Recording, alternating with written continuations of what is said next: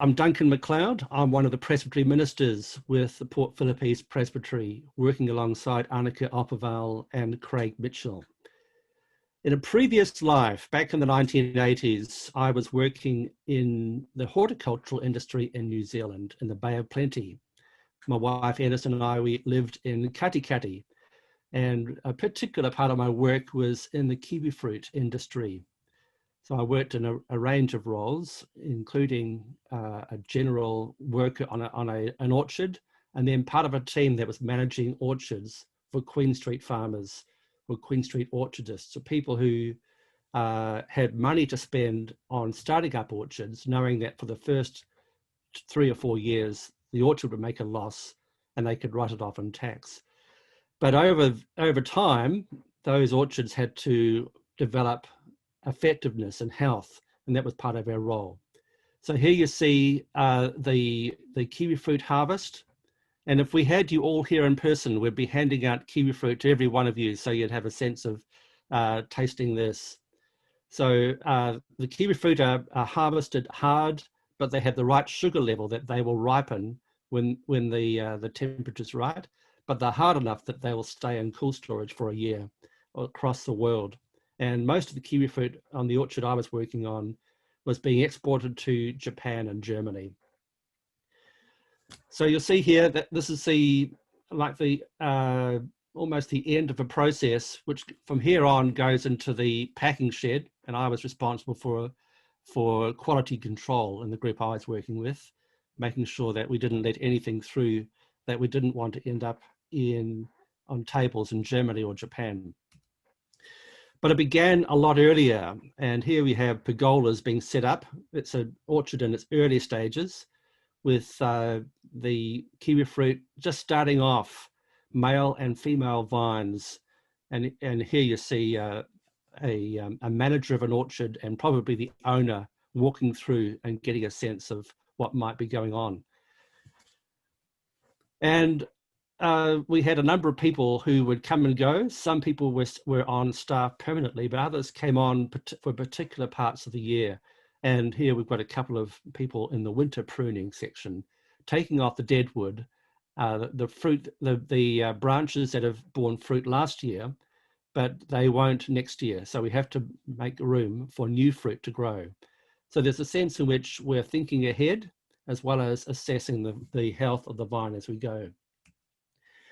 Here's someone working to assess the health of a vine through the flowering stage. And it's not just the vine that we have to pay attention to, it's also the health of the honeybees as part of the pollination process, as well as making sure that the whole vineyard is healthy in terms of pests, funguses, and so on. And ensuring that when we spray the orchard, the workers are kept healthy. And I can tell you, it's no fun when you're working in an orchard and the orchardist next door forgot to tell you that he's been spraying fungicide or herbicide or insecticide, and it all comes through the trees and you have to run for it. Anyway, that's part of the health of the whole system that is important. At times, now this is now back into grapevine, more familiar territory for us here in Melbourne. At times you have to step back and have a look at the overall picture and see what's going on. And here's a group of people reflecting on a new vineyard by the look of it, but they're reflecting on what's going on here and how is it all operating. Now, why have I told you this story? Well, I'm telling you this story because what we're seeing here is the health of a whole system, an ecosystem, which is being considered, which is part of the role of a church council, being able to understand the ecosystem of the church, of the congregation. But I'm also telling you this because this is the kind of story or the kind of image that Jesus used often in his stories to talk about the kingdom of God, the way in which God entrusts us as precious sons and daughters, as workers in the vineyard, as people who have been given responsibility. And we also are able to co-labor with Jesus in the vineyard. So there's a sense in which as we take our role as members of a church council or leaders of the process of a church council, we're taking part as followers of Christ, as a community of learning to discover what it means to share responsibility in the kingdom of God.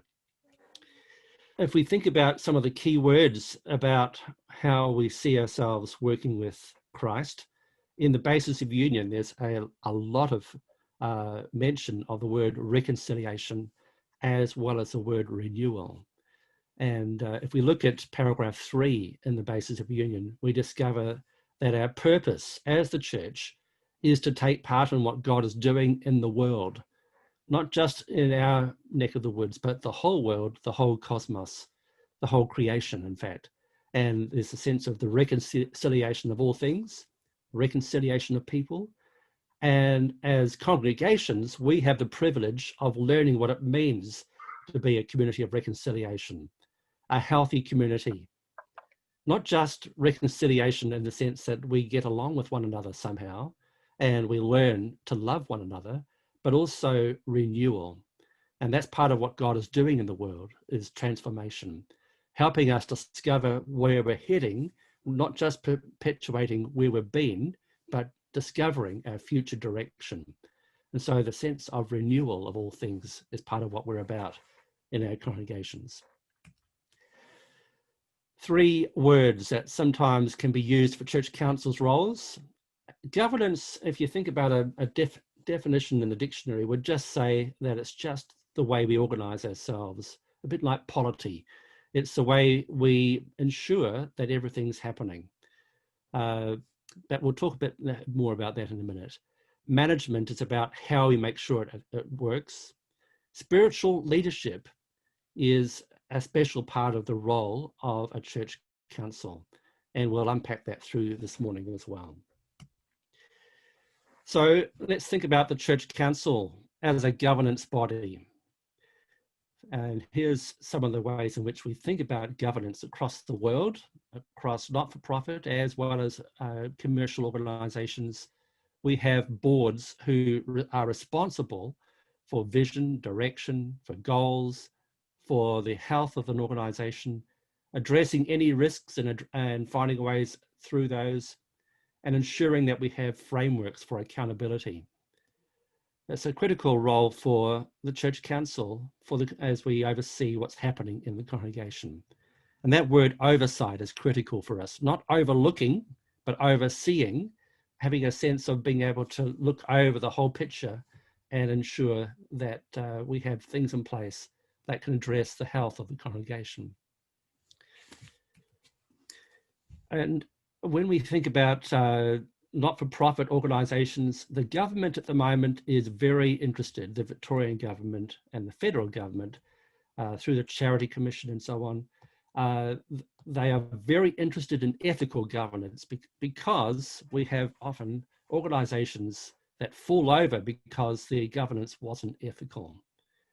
A critical part of ethical governance is beginning with values. So when you come to make decisions, you know what values are forming your way of operating. We're going to find all kinds of things that come our way that we don't always expect. But if we know who we are and whose we are, if there's a sense of this is the kind of people we need to be, this is the way we operate, these are the values that we expect to be embodied, that's the way to begin. So this morning, I'm going to ask you to reflect on this question. What values would you expect to be embodied in your church council? Now, I know there are some people here who are members of church councils. We have chairs and secretaries and treasurers and other people with roles. And there are some people who are thinking about being on a church council or are thinking about inviting someone else to be on a church council. But the question applies to all of us. What values, what do you see as important to be seen as put into practice in the way we operate on our church council? And I can think of a couple of those. One of those would be the way in which we honor one another. We actually listen to the points of view of each other and respect one another. That's one thing that you would expect to see in a church council or a city council or a board of an organization. Another one would be transparency as opposed to secrecy. There will be a sense of, even though we hold confidentiality, we would have a sense that we're not a secret organisation, that we are able to talk about what we're doing and why we're doing that and be accountable for that. But I'm sure you can think of a few, and I'm going to ask you now in small groups to reflect on this question. And when we come together in our small groups, I encourage you, first of all, introduce yourself, where you're from, and then you've got 10 minutes at least, 10 minutes to reflect on that question. What values would be really important for you seeing a church council put it into practice? Now, does anybody have anything that jumped out of them that they think would be good to raise or talk about? Duncan, one of the principles that you mentioned, transparency, before we broke into small groups. Yes. We felt that transparency should be, one should be selective. There may be issues that come up where it's inappropriate to be completely open for privacy and sensitivity reasons. Indeed, that's right. In fact, we'll cover that in a second. In 2 weeks' time, we're looking at confidentiality and transparency and holding those in tension. So organisations, so there's a sense in which the organisation has to be transparent enough that it's not covering up abuse, for example, or it's not acting in a way which is different to what it actually says it's doing. There's a sense of integrity that's linked with transparency. But at the same time, we do, as members of Church Council, need to be careful about what we do agree that we are going to share about the details of our conversation, for example. And there are sensitive issues, as you say, Mel. Yep, well, thank you for pointing that out. That's very helpful. Duncan, Jenny from Noble Park and I came up with a bit of a list. Yes.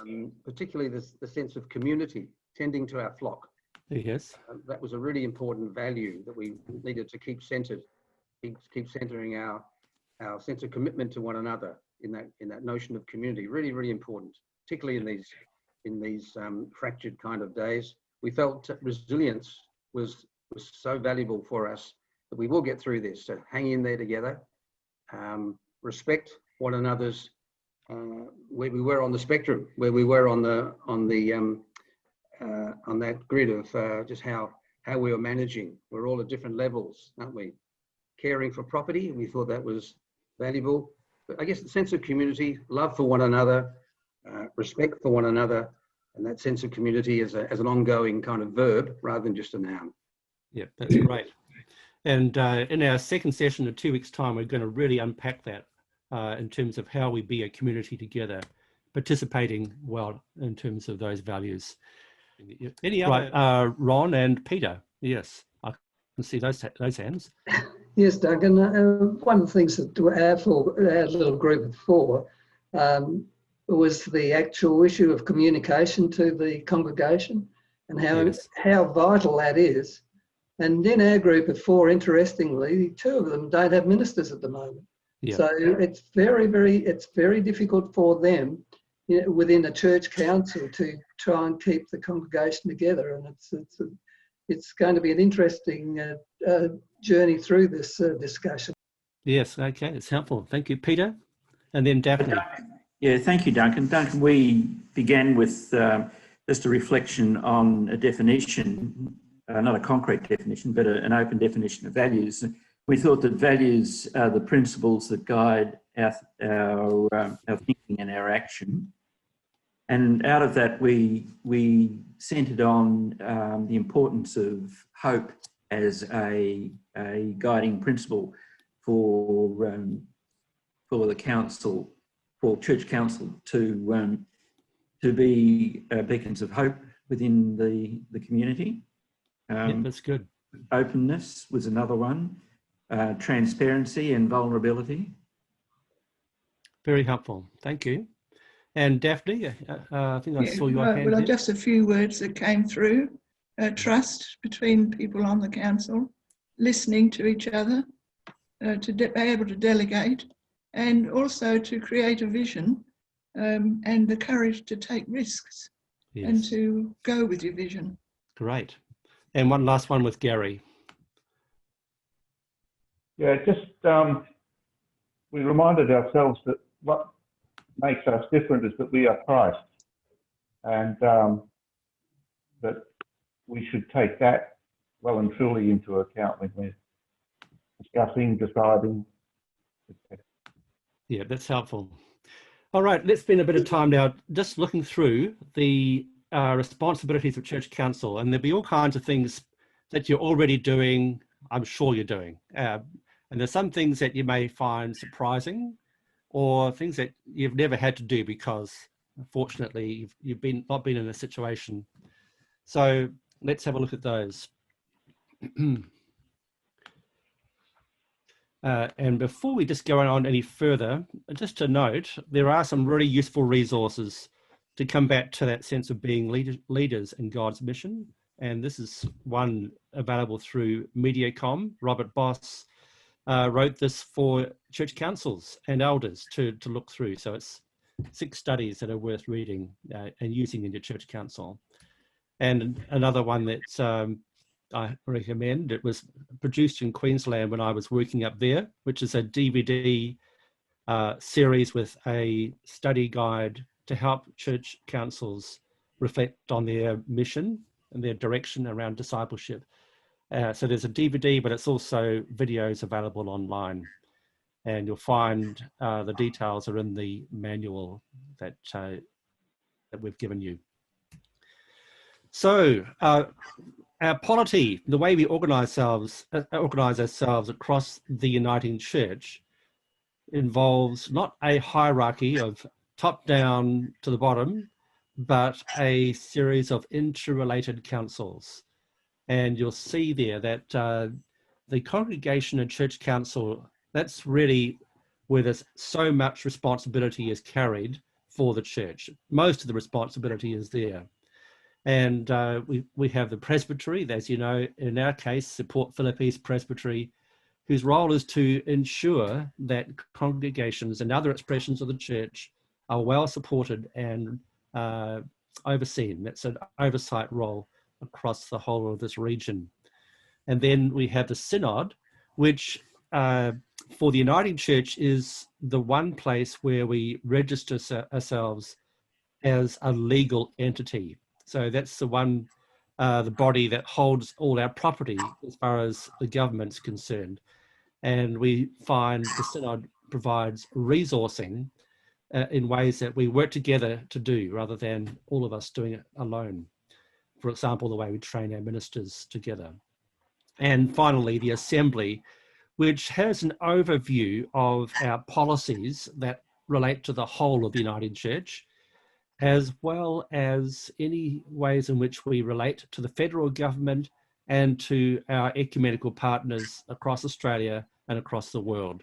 So there's a sense in which we have, each of those councils have their own responsibilities, their own areas of work, and we work together where possible. And we could talk about that later on if you need to. So let's look at the role of the church council in the way it works with the congregation. Now, the first responsibility that is named in our regulations is about building up the congregation in faith and love. Now, that doesn't sound like a regulation, does it? But it actually is, it's saying that is our core responsibility for church councils, of developing the capacity of the congregation in terms of our relationship with God and how that's put into practice in the world today, and our relationships. So we're saying that relationships are core to how we see the uniting church, which is not surprising when you think of our name as the uniting church. It's about relationships all the way. Here's another one. An expression of that is sharing in pastoral care and spiritual oversight of the congregation. Now, it doesn't say do all the pastoral care and provide all the spiritual oversight of the congregation. We're saying sharing in that, in the sense that there are people who are gifted in pastoral care who are able to carry out their responsibilities and use their gifts, and they don't have to be on church council or to be an elder to do that. In the same way, we have people who are able to encourage discipleship and provide spiritual support for people who aren't on church council. But the church council has to have a sense of the overview and to take part. So rather than having the church council being just people who look at nuts and bolts and paying the bills and keeping the property going, we say primarily at the very heart of it, we're sharing in pastoral care and spiritual oversight. Here we are. And part of that is nurturing the congregation in their growth in grace.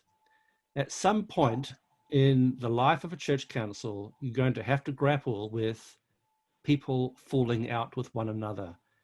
I would say that one of the biggest challenges for any church is how do we learn to be growing in the art of forgiveness? How do we learn to grow in the art of restoring relationships? How do we ensure that we treat one another with generosity? And that's part of the role of the church council, is to nurture that sense. Okay, here's the Uniting Church regulations tell us that the church council should make decisions in keeping with the UCA regulations. Now, I think it's fair to say that we don't need to have the regulations out all the time, but in particular cases where there are things that we don't do very often, like electing new elders or church council members, or calling a minister, or buying or selling property, or having to face what we do with a obstreperous, difficult member. Those kind of situations where they could go wrong and we could get into a big mess. That's when the UCA regulations have more detail for us. So keep in mind that the regulations generally provide a simple way of describing what we do that gives a lot of freedom for church councils to have their local way of doing things. But in some situations, we need to consult the regulations carefully. Here we are. And if you have a minister, it's important that the church council is in a collaborative and sharing relationship with the minister. And here's an example of in the conduct of worship and the sacraments. And I'm glad to say that when we run sacraments courses in the presbytery, like we did this year, it's not just people who are thinking about leading the sacraments who come to those courses. I encourage whole church councils to learn about the sacraments and learn about worship, so that we don't have just the minister or one or two people who are aware of what we're doing here. So that's an important part of the role of church council. Here's an interesting one. Have you ever tried changing the time and place of public worship? It's never as simple as you think, is it? It takes a lot of diplomacy to move the time of a worship service. And at the moment with COVID-19, that has been the responsibility of church councils, is working out how we're going to meet together in worship if we do.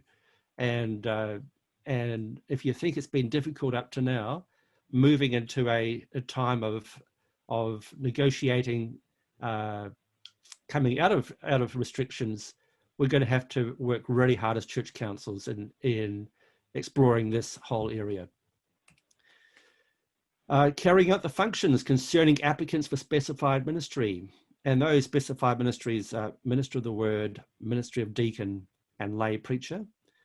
And as coming new to the Presbytery at Port Phillip East, I've noticed that we have a high dependence on clergy here. And we could, as a presbytery, be doing a lot more to encourage lay preachers.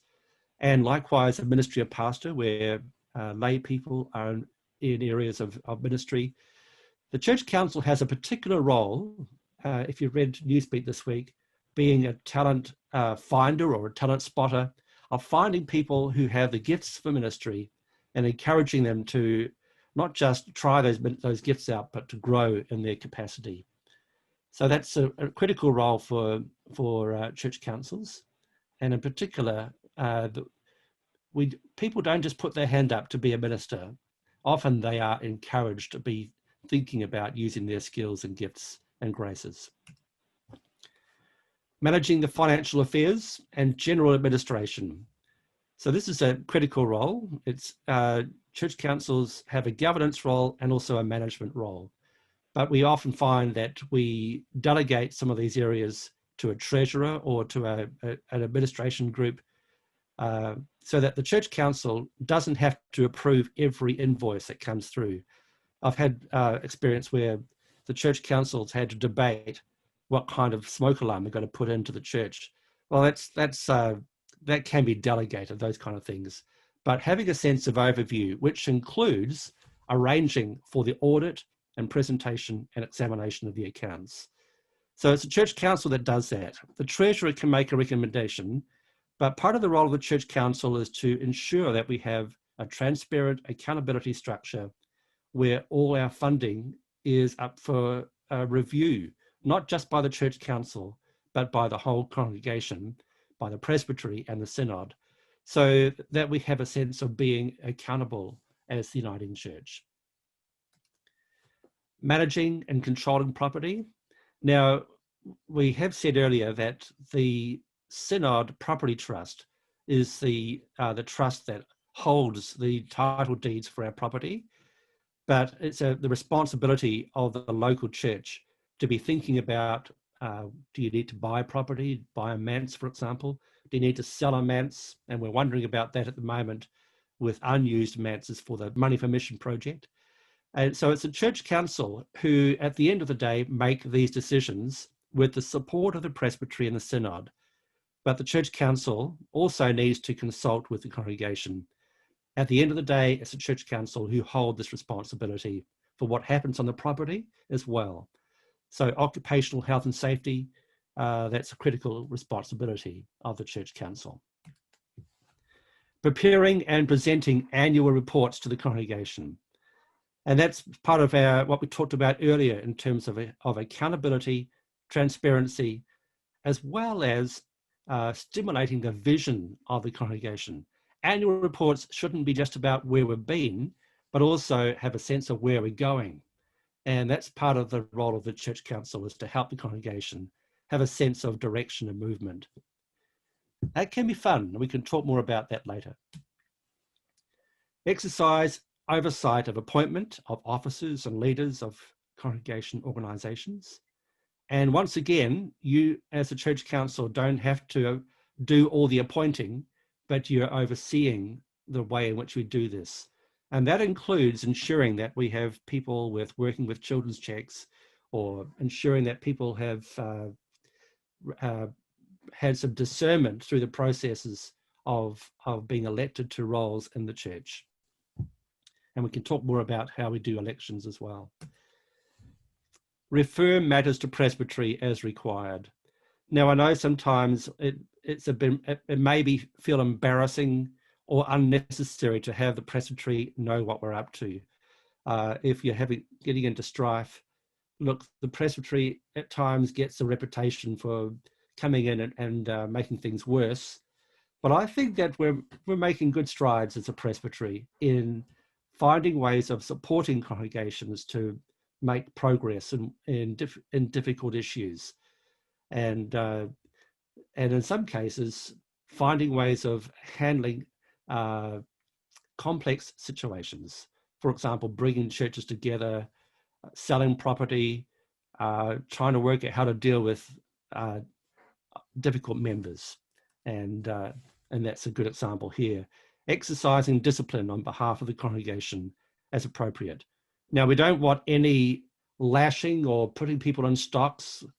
Obviously, discipline in this case is about paying attention to the way in which people treat one another in the congregation, or using their gifts, their roles with responsibility. And there are times when we need to sit down and talk through how people are operating. And there are some guidelines which we'll look at in the next session in 2 weeks' time about how we do this in terms of a code of conduct for lay leaders in the congregation. All right, so that's one of the examples of things we don't want to see happening too often, but it can be an option for a church council to explore. Okay, so how does this job description resonate or conflict with your church council experience? And what things might you like to see your church council begin doing or including? All right, so we're going to spend 10 minutes in our small groups now asking that question. How, out of the things we've looked at, and you can see in more detail in the manual or the handbook that we made available to you, what kind of things would you like to see your church council have a look at doing or including in the way you operate? Are there other things that you think are also important that we haven't talked about here that we might bring back to our discussion? Now, just we'll take at this point any things that you think we should add to that list of the responsibilities of church council. And Dick, I can see that hand. If you just need to unmute yourself, and then we'll be able to hear you there. Sorry, I didn't listen to the second part of your instruction. Well, we want to say how grateful we are for the sort of thing you are doing in Presbytery. It's the best Presbytery has functioned for a long, long time. And this education is a terrific aspect of your work. Thank you very much. Well, it's a good, good to know. We should be doing the same thing in our congregations. That's right. Education becomes another real part of it, I think. Indeed. Well, I think we're trying to model as a presbytery how congregations work too. Yes. So, and we're learning from each other. Indeed. All right. Any other comments, Andrea? We were just wondering where the mission to the surrounding community fits with the responsibilities of the church council. Yes, that's a good question. So yesterday someone was asking about, all right, so what's the church council's responsibility for visioning and future? And part of the church council's responsibility is the health of the congregation, which includes its mission. And that's why I've deliberately put in today those resources to encourage church councils to reflect on the mission leadership. Yes, that's a critical role, not just to provide governance, but to provide leadership and to listen carefully to what God is doing in the wider community and the whole of creation. Any other thoughts? Duncan. Yes, Tom, yes. Well, we had the same question as Andrea, commenting that all those things look rather inward looking, and we need to have a more outward looking aspect of the church council's role. That's true. And there's a sense in which you have we went back to the very beginning of the sense of reconciliation and renewal of the congregation, but we're actually taking part in the reconciliation and renewal of the whole creation. And that's a critical role for us, to be aware of God's work in our community and the wider world. Indeed. Someone mentioned earlier, I think it was Denise Nash in the chat, what about safe church? And you'll see in the manual there that there are some references to the responsibility of the church around providing a safe environment for vulnerable people, whether that be children or people who, because of their older age, are vulnerable, or people with disabilities and so on. So it's a critical role for the church council to consider providing a safe environment. But also, as Tom and Andrea are saying, how do we ensure that we're part of creating a safe environment for vulnerable people in our community? It's not just what we think about what's going on for us. Any other reflections there? Ennis? We didn't talk about it in our groups, but I just wonder whether or not there's anything in the regulations about cooperating with other congregations. Yes, I'm not sure if there are regulations on how to do it. Yes, but the Presbytery, Tom and I and a few others on the standing committee, we're wondering about how we encourage that, and it's about stimulating partnership in our presbytery between congregations, and not just between the Uniting Church congregations, but also ecumenically How do we encourage people to work locally with the other congregations in their area, and not just congregations, but also other organisations? So that's part of what it means to be the uniting church, and the Church Council has a role to be keeping an eye out for that. That's for sure. We talked about how there's not the right sort of spread between the pastoral needs of the congregation and the business side of things. Okay, that's helpful. Yeah, thanks, Fiona. Kelly, and then Wendy. Berlin raised a really good point and spoke about how we actually need to encourage theological reflection in our communities, and that it's about actually keeping ourselves really attentive to why we do these things and how we're being led in these things, so we can lead our churches more closely to the gospel, really. So yeah, great, thanks, Kelly. And Wendy?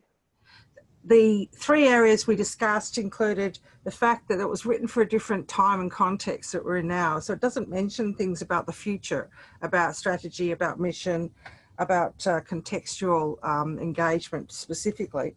The second was a practical one about how to do AGMs in the this world we're in. And the third one was about the place of positive discrimination. In the Uniting Church start, we had positive discrimination for women to be in leadership on church councils. And maybe we should be having something like that for young people, for cold people and so on. Yeah, that's great. Thank you. Yes. And of course, the governance role of any organisation does include a significant amount of focus on where the organisation is going. And for a church council, that's not just about keeping things as they are, but discerning with God, with the leadership of the Holy Spirit together where we're heading. And we'll talk more about that and how we shape our agenda, as well as what we're doing over the next 2 sessions after this. Okay, and succession planning, that's great to reflect on. And this week we're being asked to think about who might attend Synod in the future. And we have this audacious goal of having 30% under the age of 50. Well, when we first started as the Uniting Church back in 1977, most of the people at our large gatherings were men and older men. And we had to have a parallel universe almost for women to be involved in governance. So whereas we've changed things so much since then, but to think about how we involve younger generations and to reflect on the experiences that people bring because of their cultural experience and their generational experience, that's critical for us. Now, Jill Farron, you had a comment? One of the things that came up in our group was the change in the role of elders and variable role. One congregation's still got the system we had before, whereas we have leaders and emeritus elders, I'm afraid. That's something that we've sort of talked about on and off, and that is great confusion over what the role would be. When we had the Elders Council and the Church Council, we seemed to go through the same things in both councils, and I think this, when we did the Phil McCredden restructure of the Church Council, this is an area that's still not resolved. There isn't an Elders Council. Yes. We have 4 emeritus elders on Church Council out of the 7 of us, but and the others are in the pastoral care team. But I think this is the discussion we had raised the issue again for me. Yes, that's great. That's a frequently asked question, I can tell you that. And recently, Annika and I did some work with the Dandenong Church Council to address that, and we're happy to do more workshops on the role of elders. But the 1999 changes in the structure of the Uniting Church moved away from having 2 separate councils, an eldership council and a parish council, to having a church council that held together the practical work as well as the oversight, so that we had a way of keeping our spirituality and our theological reflection connected to the way that we run our church. But we still are able to have our own local understanding of how we find people who will provide leadership, not just in the church council, but beyond that. So yes, the assembly did try to have one way of seeing elders, but it became very clear that a congregation made up of people in their 20s who were just starting out to develop a new way of being the church, and eldership council may not make much sense for them. So we found that we needed to have lots of different ways of operating, which I know is confusing. So let's head into the next direction, which is about how we appoint our church councils briefly, and we'll touch on the current situation as we go, and then we'll look at how we set our agenda to ensure that we have theological reflection as well as practical direction. Who can be on church council? We begin with the people who are confirmed members and members in association who are elected by the congregation. We've found time and time again, people realize, oh, I have never actually formally joined the Uniting Church. So can I be on church council? And part of the difficulty we face here is that many of our congregations haven't really thought much about having new members for quite some time. We need to pay attention to that.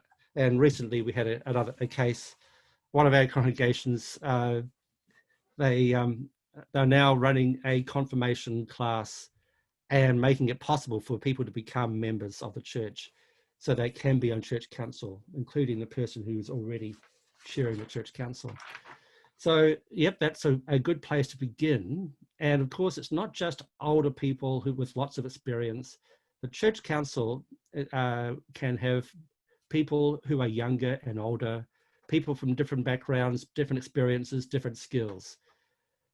Okay, so that's the first section. We talk about elders or leaders elected by the congregation. In the regulations, it says that half the church council should be elders or leaders. And that's something that the Uniting Church holds special in the way it operates. Elders comes from the Presbyterian background and leaders from the Methodist background. But to ensure that the church council doesn't become just a management group without any sense of spiritual oversight, we say we need to have people who have an eye for the spiritual health of the congregation. So that becomes tricky when you've got 25 elders in your congregation. Does that mean they all have to be on church council? That's a tricky one, because we know, looking at the way that organizations work and governance bodies work, about the right size for a governance body, for people to actually take their responsibility seriously and contribute well and effectively. About 12 people is a good size for a church council. It doesn't say that in the regulations, but we know from experience that that's actually what works. So we have time and time again, the Presbytery giving support to congregations to reframe, rethink how they organise their church council. Now, initially, when the church was formed in 1977, we had an elders council and a church council, or a parish council. And time again, they would try and make the same decisions as each other or opposite decisions as each other and get into strife. So in 1999, the United Church said we need to have one church council that holds all that together. The spiritual, pastoral, learning, education, alongside property and finance and risk management all go together so that we hold that as one. You can have an executive, of course. Now, we also expect that any ministry agents who are in placement in the congregation would be on church council. All right, so that's actually part of their role, is to actually attend the church council and provide support and leadership there. Retired ministers can be on church council, any minister in association. They don't have to be elected by the church council, by the congregation, especially, but by agreement of the minister and the church council. So if you have someone who's able to provide support and encouragement, you have that option as well. And you can have 1 or 2 co-opted members who you bring on because they've got particular skills or because you want to encourage them. So that's the people who are on the church council. Now, here's some of the frequently asked questions that the presbytery is always being asked. First of all, how do you elect a church council? Well, in the regulations, it talks about a written ballot. It talks about having nominations that people can read well before the a general meeting. So the principles here are 1, discernment. It's not just, okay, who wants to be in church council, put your hand up. It's about people carefully discerning, prayerfully discerning, do I have a call to share and be on church council? And also people carefully discerning, are these the right people? Is this the right mix? And also to avoid a shouting match. You have the chair squad with the loudest voices get to you on church council. We have a written system. How do you do that during COVID-19 when you can't get to a meeting and hand out pieces of paper? Well, Jay Robinson is our resident expert on this process, being a member of the placements committee who've looked at this. And the principle is that you come and everybody has a way of reading the same information. And secondly, everybody has a chance to put their opinion in, whether that be by email, by phoning up, or by sending a written document, or to take part in a meeting using the polls option. But the critical thing is it's an anonymous way of operating. We've talked about elders and church council size, and you can have an executive where you have maybe the chair, secretary, minister, and treasurer to ensure that the church council doesn't get caught up in having to do all the management. So there's no need for the church council to be approving invoices unless they're outside the budget. Okay, so let's have a look at setting the agenda. Remember, this is about shaping the way our church councils meet, and it changes what we're able to do. So first of all, work with a design team. In the presbytery, we have a design team that works on our meetings, looks at the standing committee meetings, the presbytery meetings. And at the moment, that's Tom Sperling, who's the chair, Ian Firth as the secretary, and myself. And we sometimes have Cameron as the deputy chair, to have a look at what's of critical importance that we spend time looking at, and what decisions need to be made, and what process will we make sure is there. And that includes thinking about what we need to learn, what we need to discover, how we need to grow as a church council. So that's a critical thing, and being able to think well ahead, and we'll look at how we do that. So here's a thought.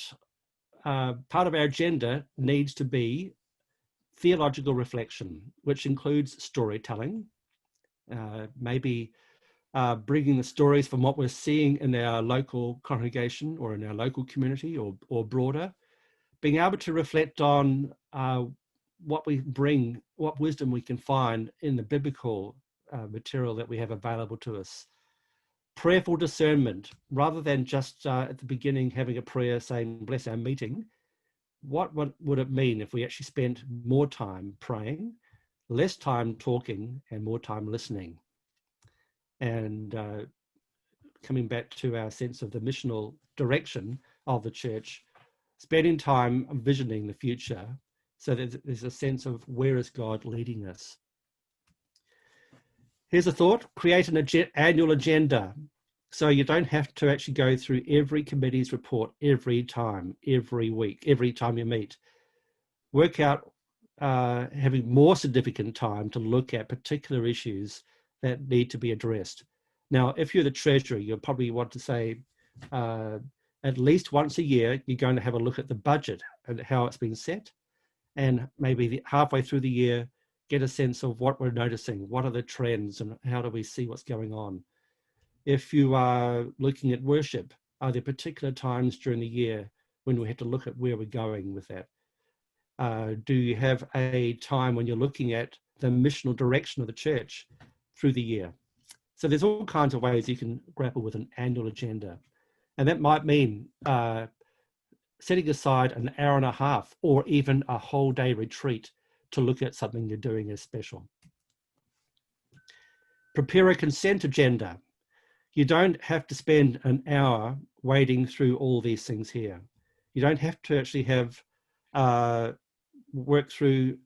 spend time on the apologies, receiving the minutes, receiving the standard reports and approvals of anything that has to be done, and any registers. You can have those written down, and if you have them in plenty of time, you know whether they need to be discussed or not. So the way a consent agenda works is at the beginning of your meeting, you say, okay, is there anything in the consent agenda part that we've written down that needs to be discussed or considered more? Otherwise, we're going to have in one motion approving all 5 of these. All right, so you can save yourself an hour of meeting just by doing that. I can promise you, people will come away with a greater sense of fulfillment and satisfaction at doing something significant if they're not actually just going through the motions of receiving reports and approving minutes. It means you have to be well prepared, and we'll come back to how we write reports in a minute. Here we are, we're there now. Develop report templates. And this is something we're doing for the Presbytery as well as the Presbytery Standing Committee, ensuring that the way our ministers or Presbytery ministers, our committees report to the Church Council or the Standing Committee in our case, so that at the very top of a report, we begin with what needs attention. It's not buried down below. Right at the start, is there something we need to know about? Is there something we need to think about? And this might be part of the annual agenda, for example, where we need to look at what we're going to do around calling a new minister, for example, or in the Presbytery's case, what we're going to do around the Money and Mission program. Another example of a good report would be to provide progress on delegated responsibilities. So this is not actually inviting the Church Council to go over it again, definitely not. If you've delegated responsibility, you do not need to become that committee again to discuss everything that's been put in the report. If you've delegated it and it's been well reported, say, that's great, well done, moving on to next business. If you have a ministry agent or a minister or a youth worker or someone who's providing pastoral care on behalf of the congregation, they could report on key performance areas in their position description. And once again, you don't have to go over it. You just need to know that it's happening. Risk and compliance. It is important that every church council, every board of the Uniting Church has a section where you are aware of these things. That's part of the responsibility of church council. So if there are any activities that you know may carry a risk, you need to register those. If there's any activities that have actually led to needing to be noted in your risk register, someone falling off a ladder, you need to register that so that you named what happened and you had a way of dealing with ensuring that will never ever happen again, which comes down to the compliance issue. If you're running youth or children's activities, you need to know as a church council and to register it in your minutes that these things were approved beforehand and you had a risk management plan. So if you are taking people in cars anywhere, I used to be a youth worker and I needed to put that down, and it became very important one day when one of the young adults decided to speed off and rolled the vehicle with 5 young people in the car.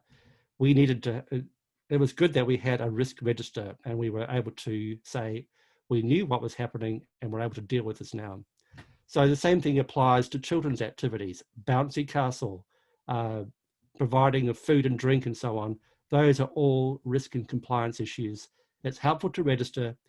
You don't have to spend a lot of time at church council, but you need to have it registered in your report.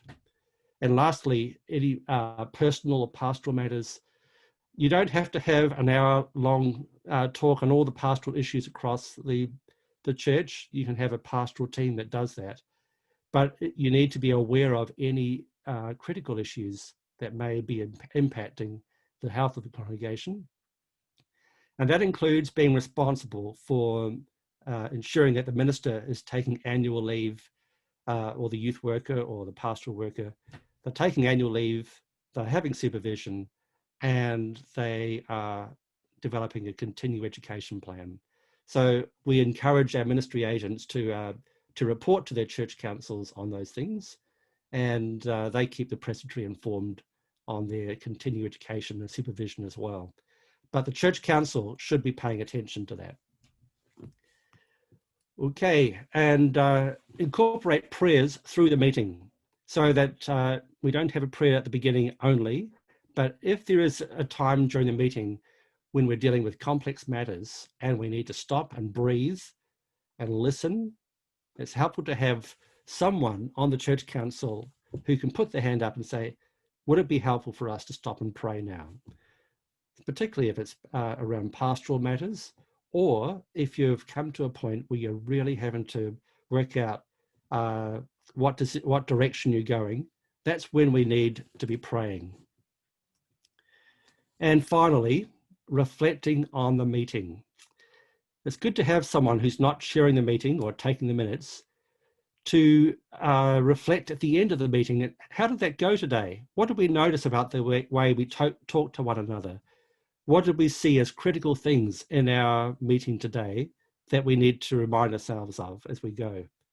What are the things we learned as a church council?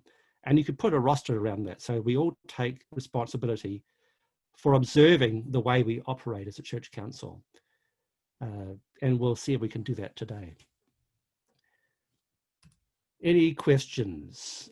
Any comments? Nicole, yes? Yeah, just in the comments section, there's a bit of, in the chat, there's a bit of conversation about elders. Oh, yes, yes. I just am interested in the structure of elders because I think it's such a complex issue, and like as you highlighted, the church has such a different understanding depending on congregation, and it hasn't happened because it's so complicated. And I just think, yeah, I think a lot of congregations interchange the word counsellors with elders, but don't necessarily specifically appoint elders. Yeah. So yeah, I was just interested in that a little bit more about elders. Yes, everything from I think Glen Waverley have a group of people who they classify as elders who get to meet on a regular basis, and that's, I think that's appropriate for a large church with a complex organisation that's required, and they have then a smaller church council who carry responsibility overall, and some of those people would be elders, I believe. Whereas you have some other places where, look, I was part of a church planting team. There were 12 of us began as the heart of that church plant. And we didn't have to choose some of us to be elders. We were the team that was planting the church, and we were all leaders in that situation. So I think the Uniting Church has enough flexibility in it for people to work out what's going to help us here in this context. What we don't need to end up with is the church council and the elders fighting between themselves as to who decided what. That's where we need to be really careful about what is the role of the elder. Do they actually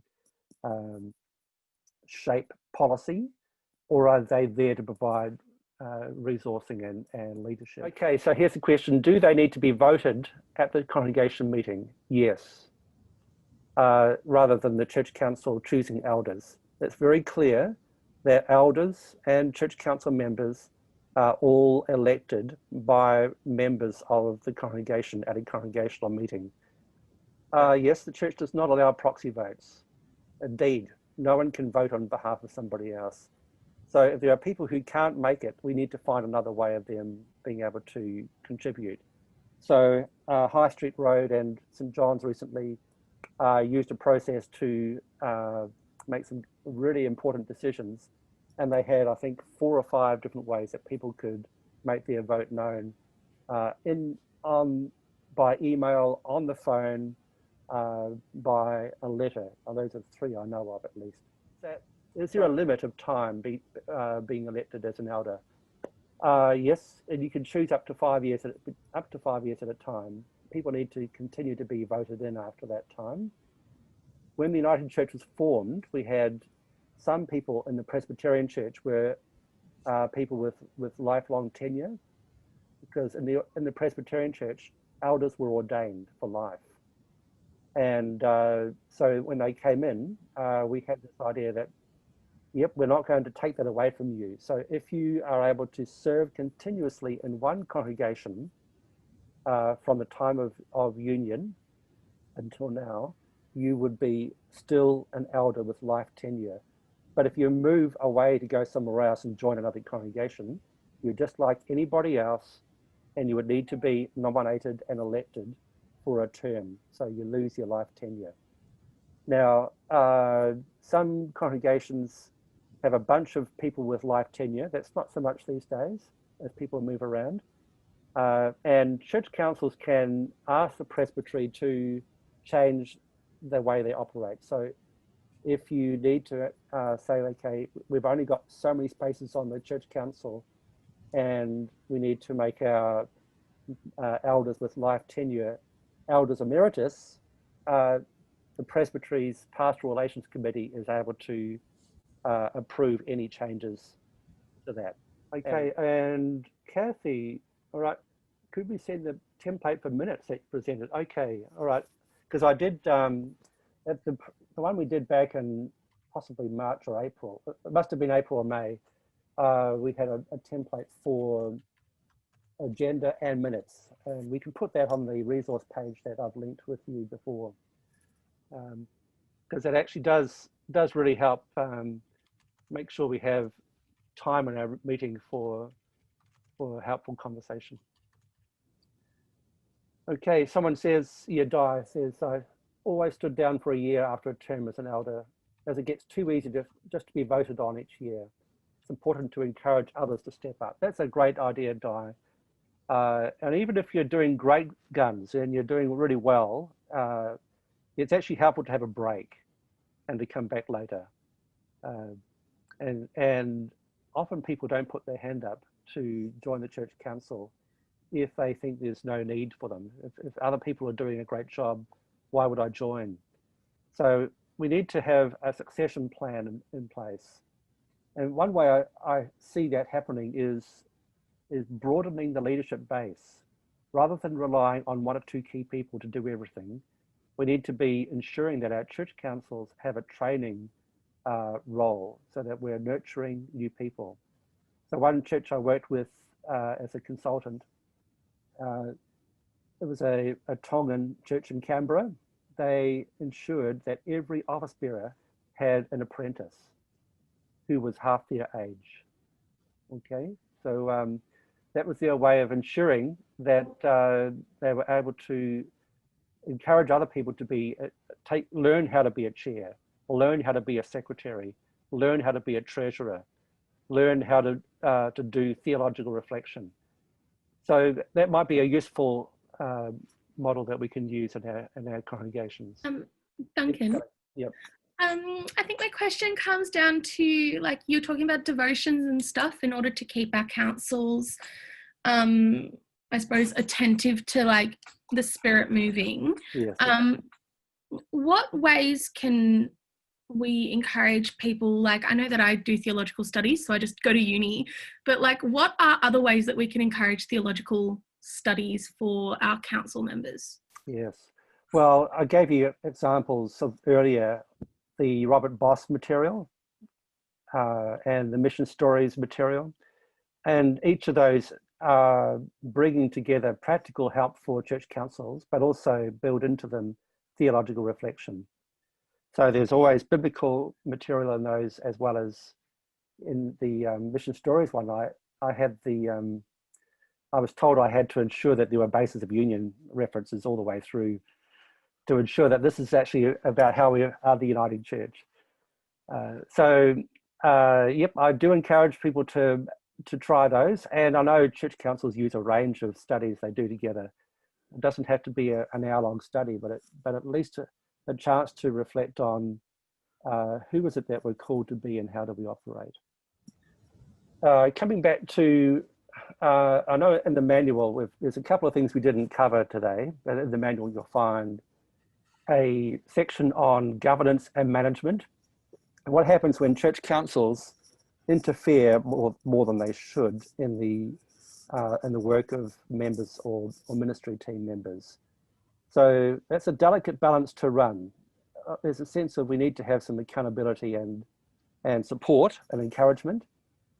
And one of the ways that we can deal with that is that while you're in the church council meeting, you have a governance hat on.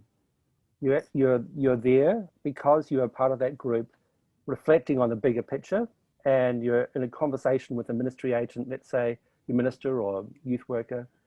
But when you leave the meeting, you now return with your volunteer hat on. And so now when you speak with the minister or the youth worker or the convener of the committee that runs the worship, you are now just a volunteer. And you're there without the power framework that would come from being in the church council. That's actually really, really important to have. The exception to that is when the church council gives you a job to do and you need to go off and do that. So your role is to go and run the stewardship program, or to go and be on the interview team or the joint nominating committee for finding a new minister. So it's helpful to be able to distinguish between when you're doing overall governance. At times the church council will have to do some management, but a lot of operations happen every day, and people don't need to come back to church council to ask permission.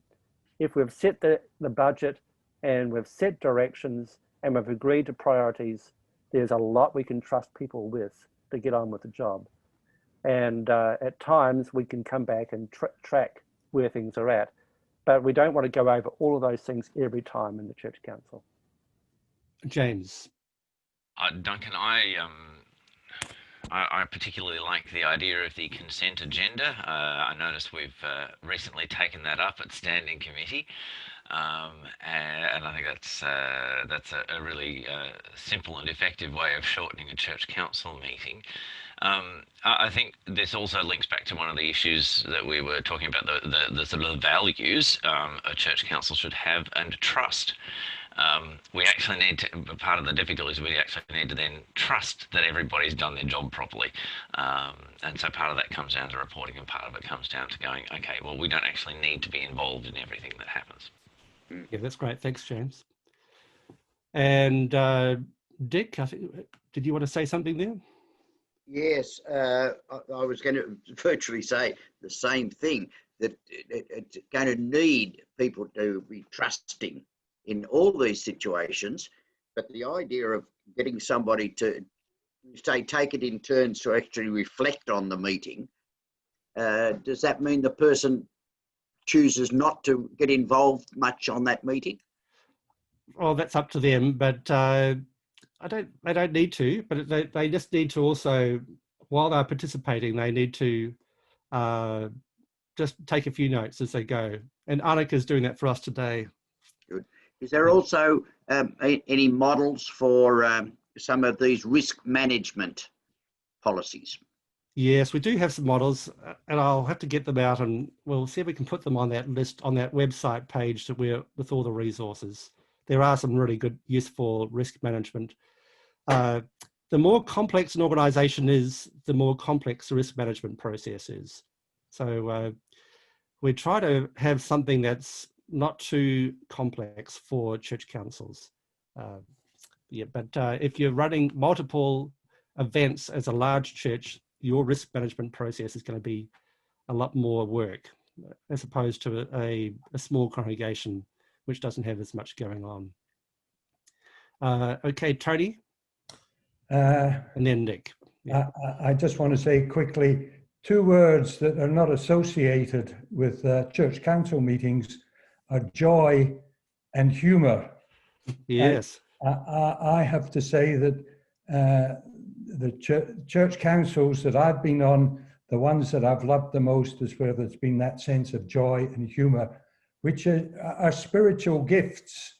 And sometimes we just leave them out because we're so serious. Indeed, that's right. And I've noticed the meetings I've been involved with, the Presbytery, the Standing Committee and others, we enjoy laughing and spending time together. And I can say, if anybody needs any mentoring around joy, give Tony a call.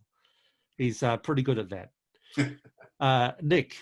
Yeah, just quickly, Duncan, I wondered the nature of this very meeting this morning on Zoom might become a preferred option, maybe not every council meeting, but to take it on board and to go with it and to set up maybe some protocols that we might set up amongst ourselves as a bit of a pro forma kind of thing to adopt this technology, seeing it's keeping us going in ways we otherwise wouldn't. So that's true. Embrace it, see it as an opportunity, and to incorporate it a bit more than we otherwise would have. That's true, and we're learning a lot, and I know a lot of church councils are doing that. And the presbytery committees, we're all meeting on Zoom, and it's been a great thing for us to have people who would normally have to spend an hour driving to the meeting and an hour driving home, and of course across the synod we're doing this as well. So yes, we've got a lot to learn about how we do this, and in particular, how do we ensure that no one misses out because they haven't had the support they need to be in this environment. Peter, did you want to say something? Me? Yeah, Peter Campbell. I was just going to say that I could see how this agenda structure of the agenda would free up more time to discuss issues that maybe we don't, like outreach and things, instead of just being stuck down in the mechanics of running the church and then going home exhausted. It actually frees up time to be more thoughtful and prayerful and outlooking. Yes, and we're finding that in the Standing Committee. We're able to actually spend a good hour together now. At the moment, we're grappling with what is the vision for the Uniting Church in Port Phillip East Presbytery in the next 5 years. And we need to have time to carefully and prayerfully explore that. And we'll be building that into our presbytery meetings as well. But if we'd just gone through receiving all the reports one by one and that's it, we wouldn't have the privilege of doing that. And Robin? Yeah, I was just going to say there's a lot of discussion around how good the consent agenda sounds in the chat, and people talking from someone from a church council who has been on a church council using consent and discussion agenda for 18 months. Works brilliantly.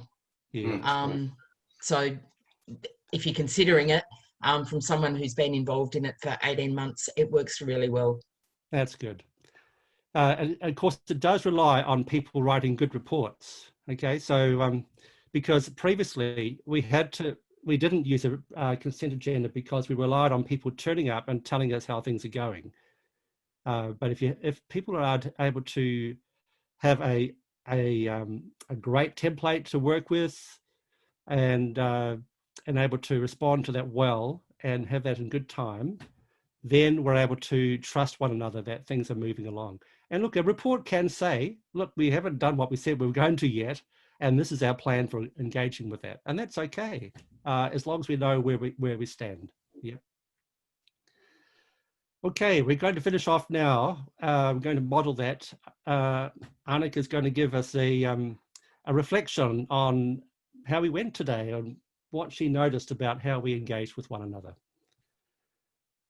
Thank you, Duncan, and thank you for another very comprehensive overview and brilliant, transparent presentation. Thank you.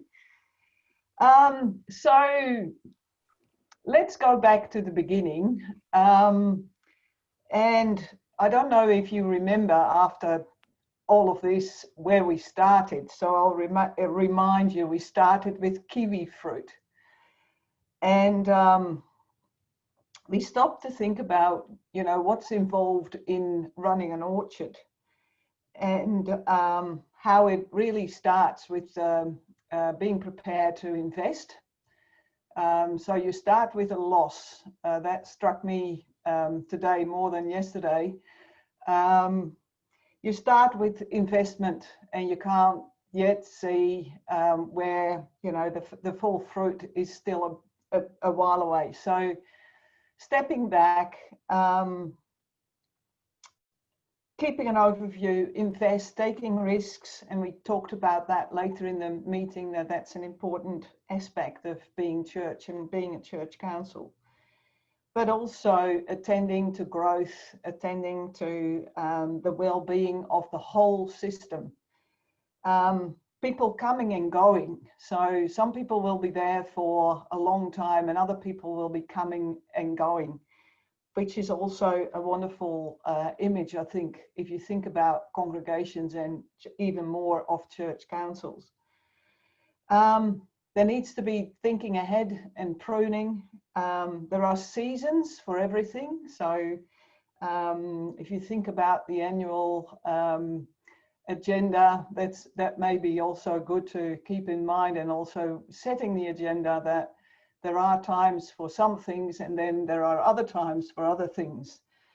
So we talked about the orchard, and that's a good image, I think, to keep in mind with everything. Then we went to the basis of union, and that reconciliation of all things and renewal and transformation are at the core of what our church stands for and works from. And that's at the heart of a healthy church council as well.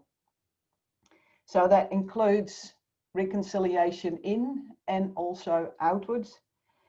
And it requires of us to be mindful of the fact that we're not called to be somewhere, but that we are called to become and go and transform.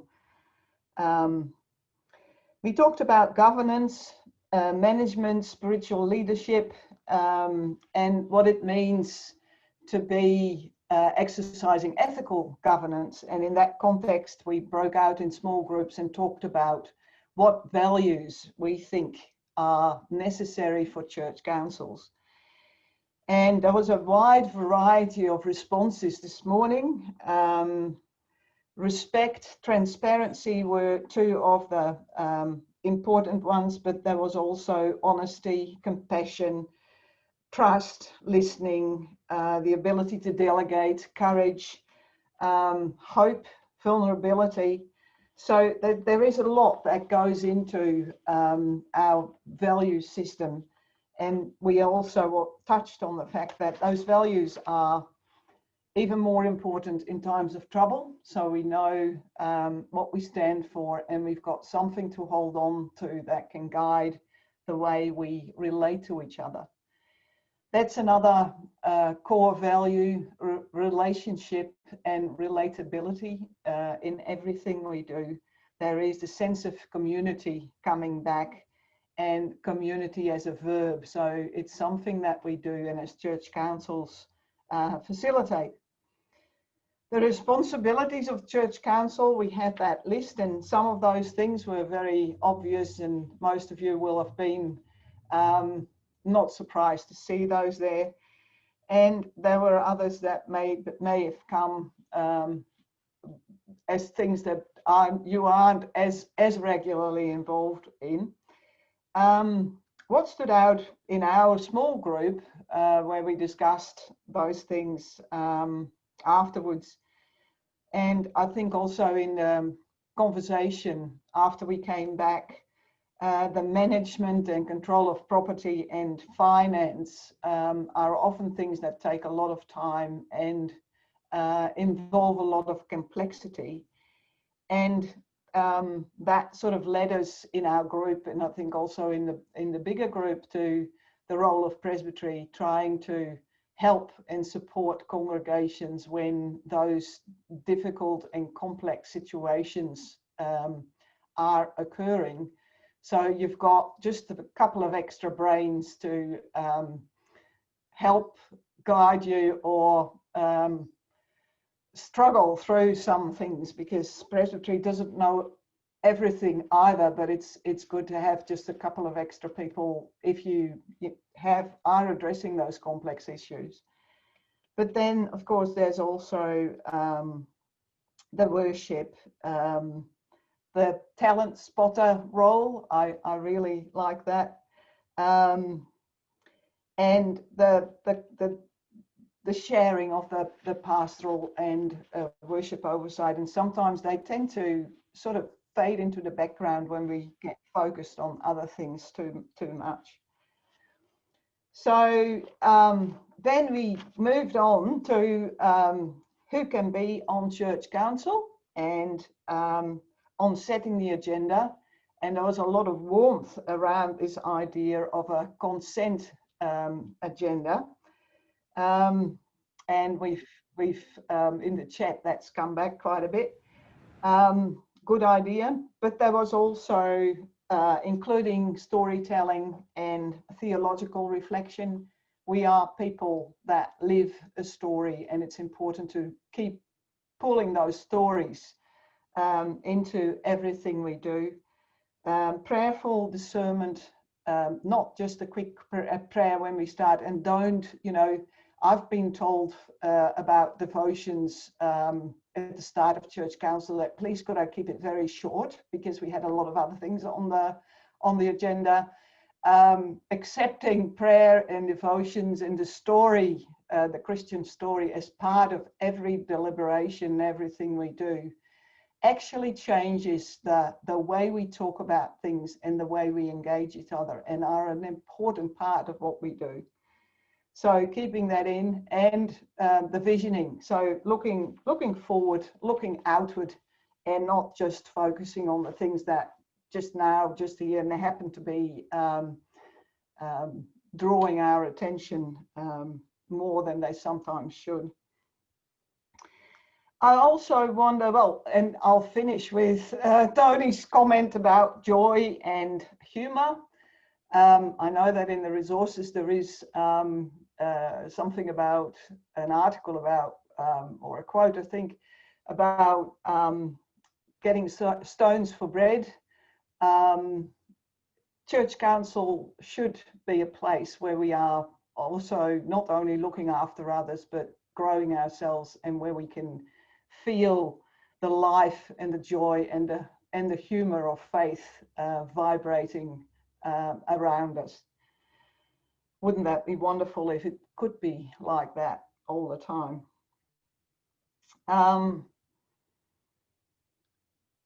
Last but not least, I'd like you to just take a moment now, because there's a lot that has come past, and before you turn around and get into the rest of your Saturday and forget everything that you've heard, just think of 3 things, just off the top of your head, three things that stood out for you, that you think that's something that I'm going to take away today, and that's something that I'm going to think about. Just 3 things.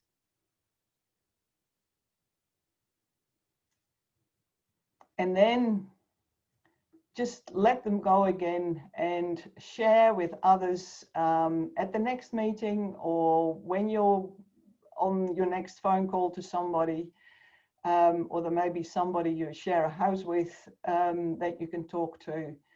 Talk about those things and see how they can help you. And we'll see you again in 2 weeks' time, and we'll continue this journey that we've started together. And thanks everybody for coming. It's wonderful to see such a variety of backgrounds and people, and congregations coming together around this topic. It's just fantastic.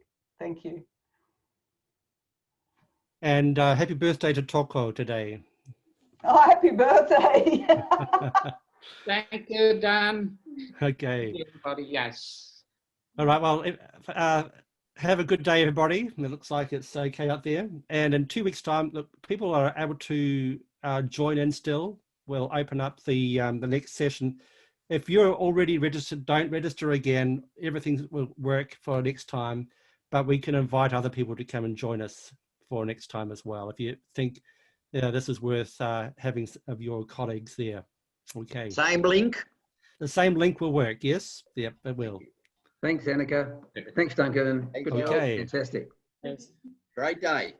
Thank you. Thanks, Jenny.